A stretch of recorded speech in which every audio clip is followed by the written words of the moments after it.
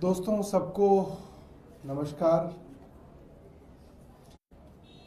हमने सुबह प्रेस वार्ता करके बताया एक घिसा पिटा सड़ा गला मामला जिसको 2016 से यानी कि आज से करीब 8 साल से जिसकी जांच पहले ईडी ने माफ कीजिएगा एसीबी ने की,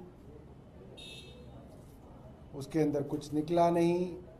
ज़बरदस्ती एसीबी ने गिरफ्तारी की।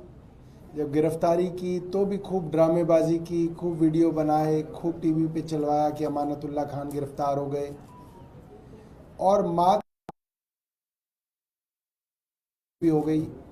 वहां भी ये बात साफ है कि कोई पैसे का लेन देन नहीं हुआ, कोई भ्रष्टाचार नहीं हुआ, नौकरी के अवज में कोई भी जो है इस तरीके का बेनिफिट नहीं दिया गया, साफ है।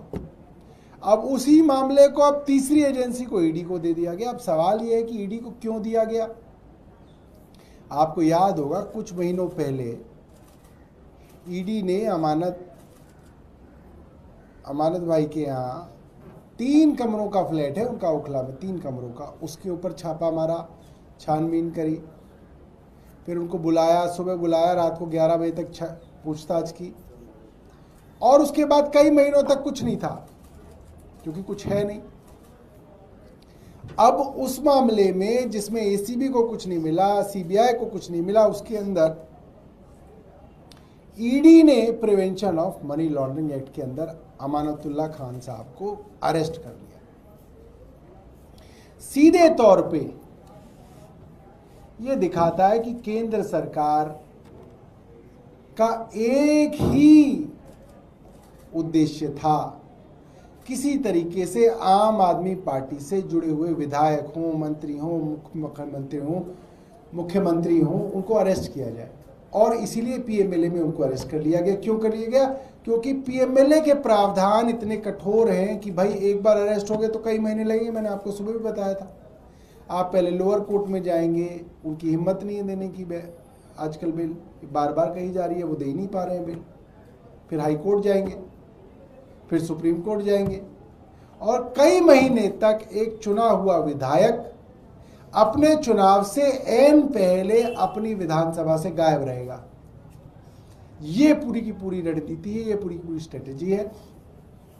छल से, कपट से, धोखे से किसी तरीके से आम आदमी पार्टी के विधायकों को, मंत्रियों को, उप मुख्यमंत्री को, मंत्री को गिरफ्तार करने की साजिश चल रही है। मगर बड़ी बात यह है कि अब इनका ये जो गुब्बारा था, जो इनका ये बबल था, उसमें से अब हवा निकलनी शुरू हो गई है।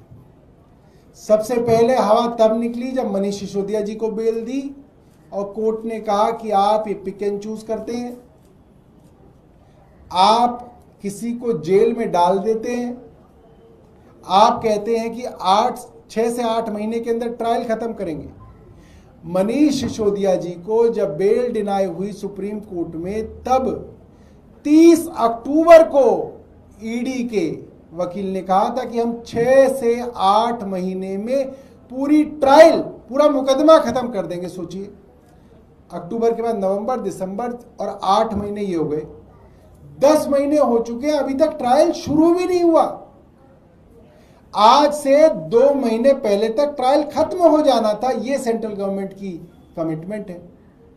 350 गवाह अभी आपको जो है उनको कोर्ट के अंदर गवाही देनी है, फिर उनकी क्रॉस एग्जामिनेशन होनी है, फिर 50,000 पन्ने के जो सो कॉल्ड एविडेंस है उसके ऊपर बहस होनी है, क्रॉस एग्जामिनेशन होनी है। तो कैसे होगा? इसीलिए लगातार कोर्ट जो है हमारे लोगों को, अब देश की सबसे बड़ी अदालत लगातार जो है जमानतें दे रही है। देश दुनिया की खबरों के लिए जुड़े रहिए वन इंडिया करंट न्यूज के साथ। धन्यवाद।